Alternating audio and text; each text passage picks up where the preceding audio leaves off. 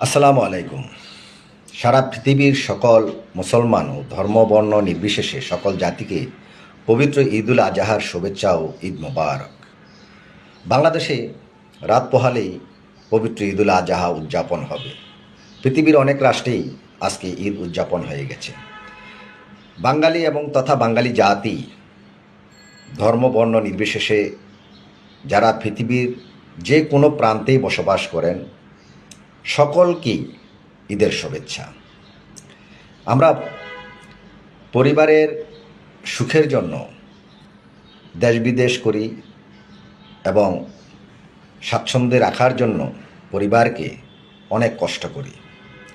এই পবিত্র ঈদুল আজহা কিংবা ঈদুল ফিতর আসলেই আমরা নারীর টানে পরিবারের সাথে সঙ্গ দিয়ে ছেলে সন্তান মা বাবা আত্মীয় স্বজনকে একসাথে নিয়ে আমরা এই আনন্দটুকু উপভোগ করে থাকি। মনে রাখতে হবে আমাদের সাথে সাথেই যারা অত্যন্ত অসহায় গরিব আছেন তাদেরকেও যেন ঈদের দিন এই আনন্দ থেকে বঞ্চিত না করি। কারণ আল্লাহ পাক রাব্বুল আলামিন প্রতিটি বড়লোকদের মাঝেই গরিবদের হক রেখেছেন।